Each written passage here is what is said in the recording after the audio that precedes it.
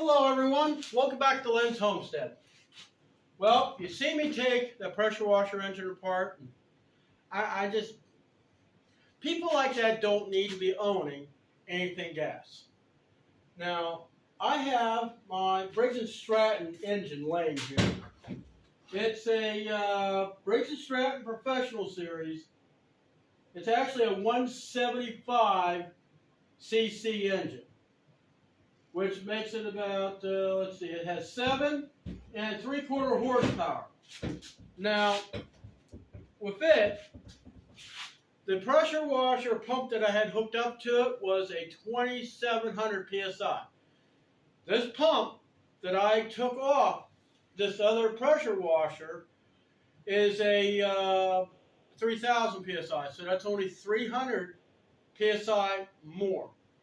So this engine runs, but it don't run very good. So I'm kind of hoping that the pump will fit. Is why I bought this unit to begin with, not to mention that it does have a bunch of other parts I think will work on some other things around here. So, I already test fitted the engine to the pump. Bolts right on. So, if you ever have pressure washer, say pump goes bad, but you got a perfectly good engine, as long as the shaft is the right length, it may fit. Now, this Briggs has 2 different keyways. It has a Woodruff key slot on the crank and also has a slot. So, everything does work. So, let's get started.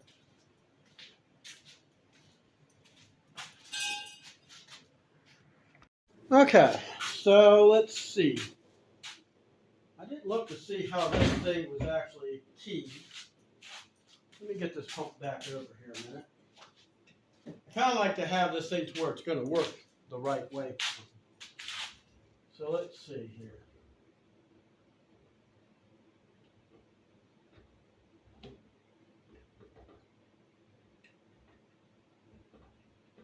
I have this thing on here, shouldn't I? Guys, I tell you, when you have an arm that doesn't work very well, come on, there we go. Alright, so I really want this thing keyed for this to the back. Okay, so the road star is still going to be pointing the right way. So we'll take this thing off. This bad boy up on here. Let's hope it fits. And it does. Okay. So, we're going to take the bolts out. We need to get this engine where the bolt holes line up.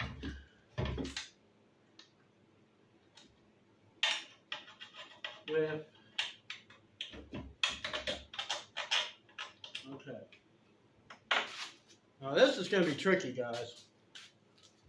Because not only do I got to line this thing up with the keyway, I need to line these bolts up with the engine.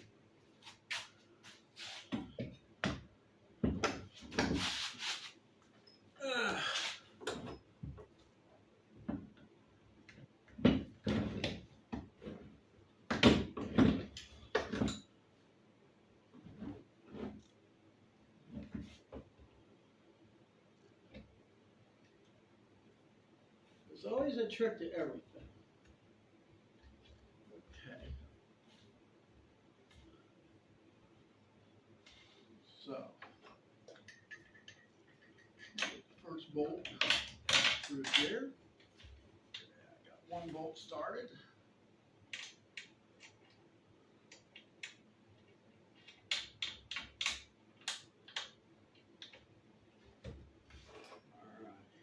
Right, we're getting there, guys.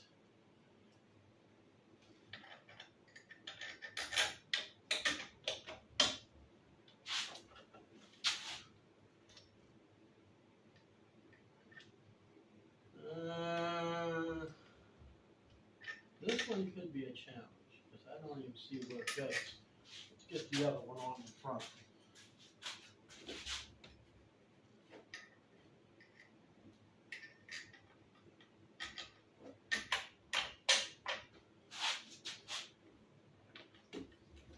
may have to get some longer bolts.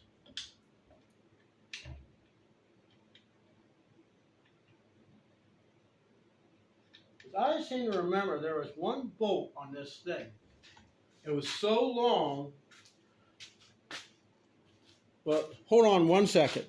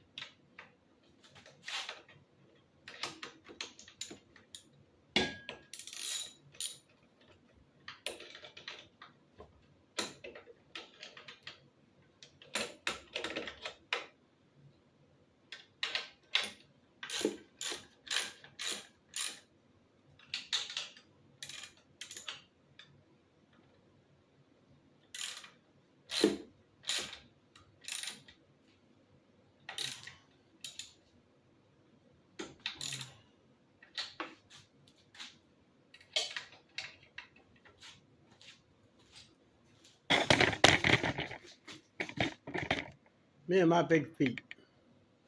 Sorry, guys.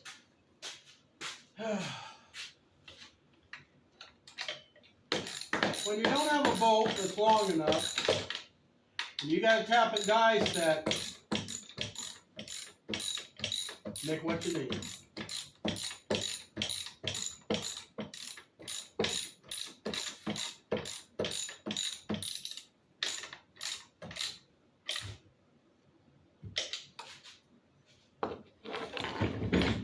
That's what I do. I make what I need.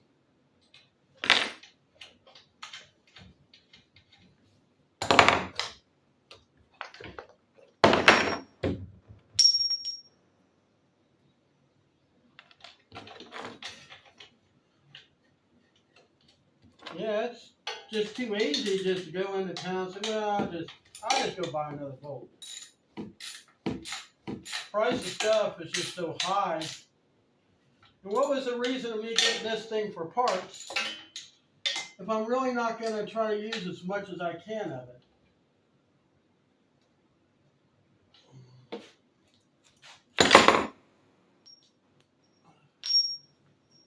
Come on, you piece of thing.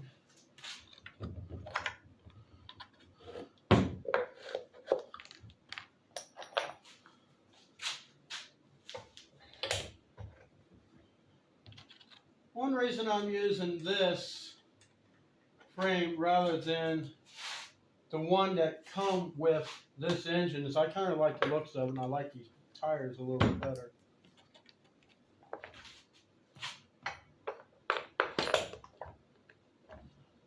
And anyhow, I want something that looks new, even though it's not.